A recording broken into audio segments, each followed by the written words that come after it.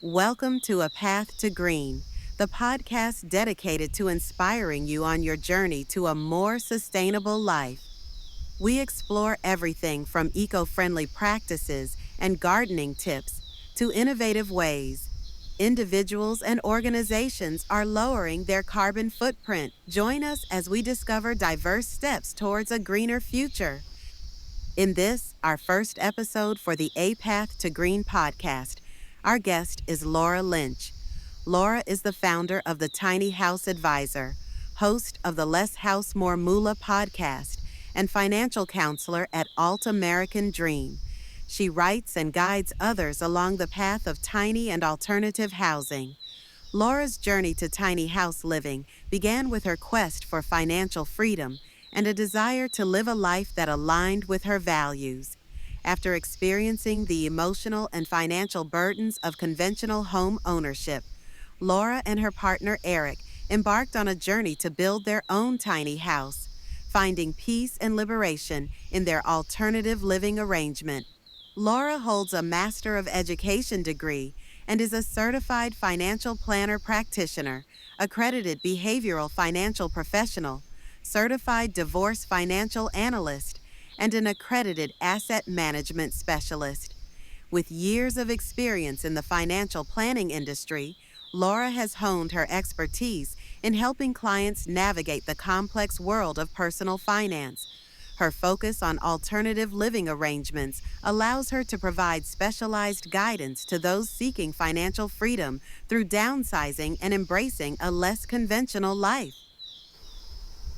I'm Laura Lynch. I'm the founder of the Tiny House Advisor. I'm a certified financial planner, and I recently moved from my 1,300 square foot house to my 300 square foot tiny house and went through the process of downsizing, and I can help you learn how to live a life of less.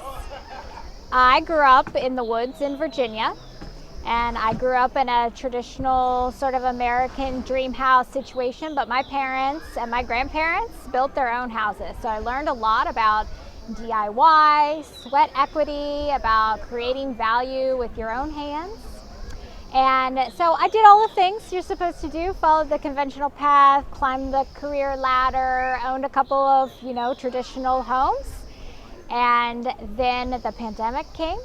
And when that happened, all of a sudden my income plummeted, and I realized that I was really stuck in a trap of the American dream, in the sense that I was stuck paying that mortgage regardless of what was happening with my career, and I felt really financially fragile.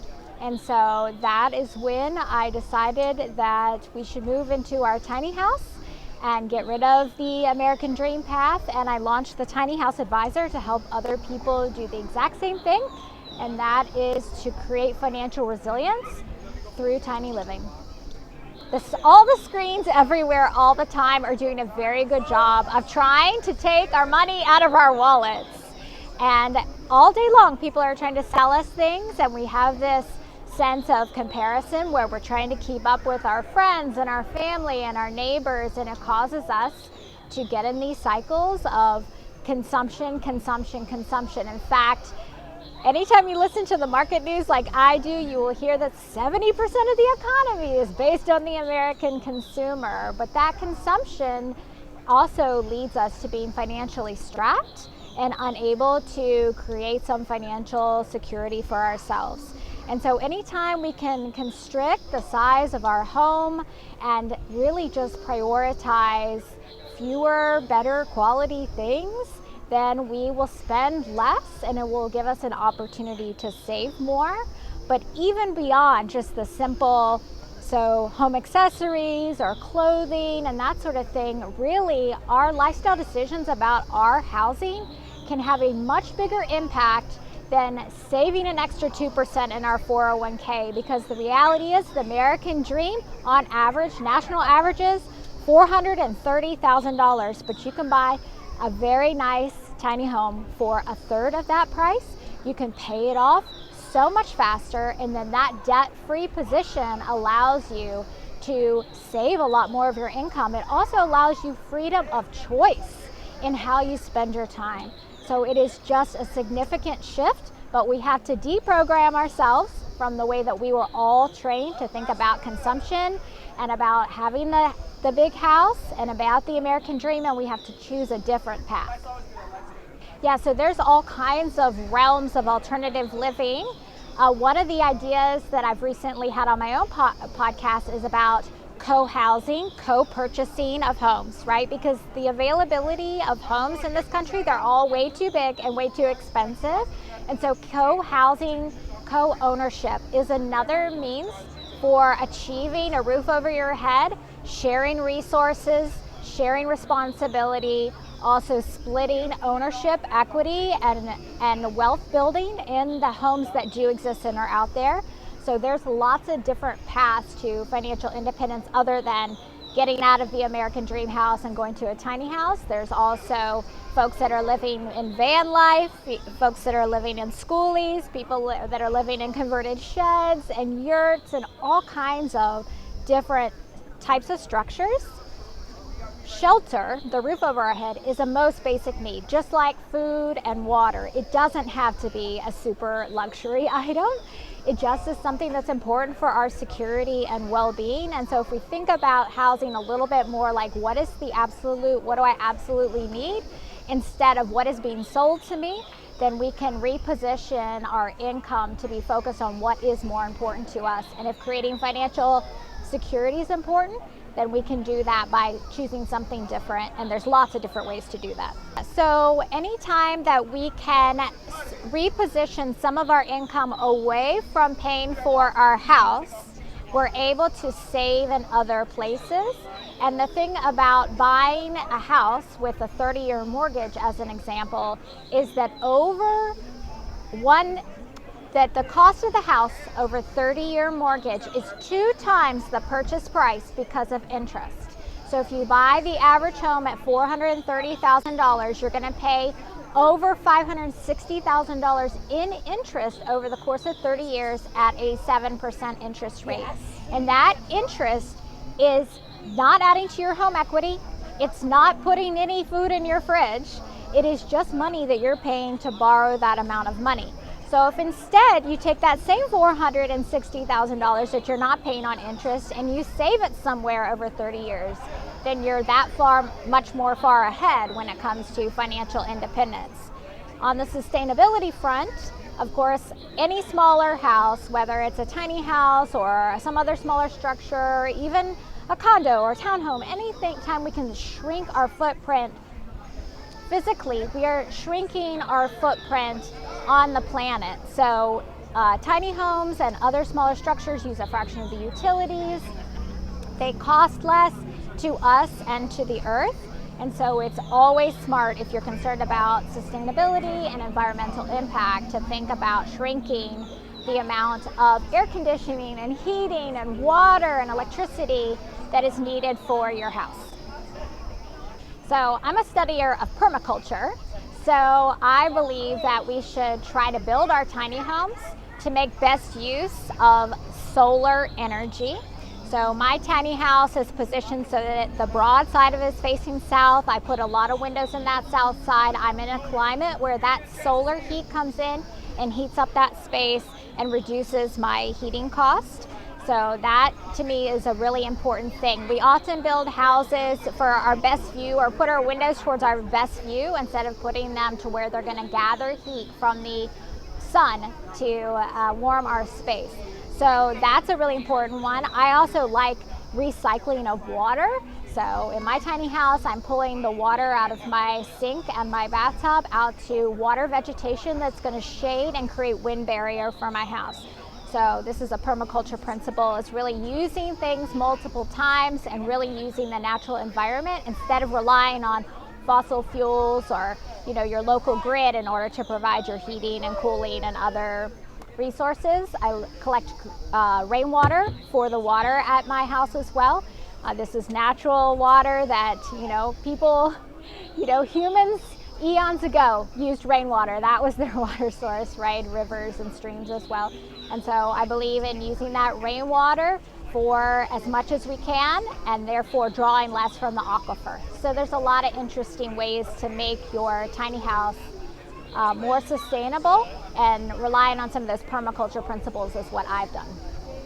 So for those folks who want to pursue financial freedom through tiny or alternative living, the first thing that they have to accomplish is the where part, because you're not able to very often in urban metro areas go out and buy yourself a lot in a neighborhood and put a tiny house on it. So understanding the rules in the area in which you want to live is really important. There are lots of tiny home communities that are popping up if that's of interest to you, lots of development in that space, but figuring out the where. So going to resources like the Tiny Home Industry Association or your local building and zoning department, those are really important to start to figure out the where. And then the second is the money part, because there are not yet mortgages for tiny houses, and so there's different financial avenues that you can pursue, but it really depends on the type of house that you're looking at. So if you're looking outside of the traditional traditional single family residence, townhouse, condo, you have to figure out the nuances of the money. And so, working with folks like me who happen to be able to help you figure that out can be useful. There's lots of great resources out there. Also, trying it out, going to a tiny house festival or a show, or going to see a builder's warehouse and how they're building tiny homes and getting to see them firsthand is also a really important step. So I love the trend on tiny house communities. In fact, it's really interesting how many people these days are talking about buying land with friends and starting a tiny home or some other living community. And there are a lot of communities already under development. And the benefit of living in community is sharing resources. Do we really all need to own our own lawnmower, our own rake, our own hammer? Probably not. Probably we can share resources. We could also share errands. We could also share child or elder care. And these are the ways that we as humans lived in the past. We lived in village. We lived in community. We took care of the people around us. And so that not only saves us from a financial perspective where we don't all have to buy all the things, but it actually allows us to deepen our connection with the people around us and have deep and meaningful relationships, which is actually a very important social need that we have. And so living in community, though it can be something that you have to work on it, right? Like any relationship, some work is involved in creating the right relationships there. There are tools out there that can assist with that, but the benefits are so significant. They're financial, they're resource-based, they're relationship-based. Living in community also, it allows us to be lighter on the earth. It allows us maybe to grow some food together. It allows our kids to be outside more. So it's a great trend that I'm seeing a lot of people very interested in, and even I'm interested in it. I'm trying to collect my tribe around me. That's why we bought some land in southern Colorado, where we're going to try to bring some people, some tiny house people together. Eventually maybe turn that into a shared ownership model. And I too want to live with others around me that are like-minded, that are trying to be light on the earth and trying to take care of ourselves in as many ways as we possibly can. So I would love to be an inspiration for others, and the way that I'm sharing our process on my podcast and through the work that I do, I am hoping to inspire and motivate other people to take action on creating community, to creating a sustainable lifestyle for themselves, to create financial independence and not be so stuck on the hamster wheel of the American dream, but instead able to choose a different path, and to do that with other people that they find that they can create a sense of community and a sense of caring. So I am hoping that I am inspiring others and putting my work out there in the world and showing the way, because I'm not a genius. If I can do it, anybody else can do it. It's just a matter of planning it out, because everything has some complications to it. And so it takes some research, and it takes some planning, and it takes some work. But in the end, doing the work ourselves is where we really add value. While we're here in this beautiful journey that we're on in life, we have this opportunity to create impact for ourselves. And so I'm hoping to create impact and help others to do so. In closing, what I would like to say is that we have all been given our marching orders from the time that we were growing up. Our family, our culture, the people around us told us what we were supposed to expect in our life. But life has changed, and the world has changed, and our economy has changed. And the path that we thought was going to work for us isn't working for us. So we need to dig deep within ourselves to understand what is truly me and what is truly important to me, and execute on that. Because that is how we will create a life that is beautiful and unique and is worth telling a story about.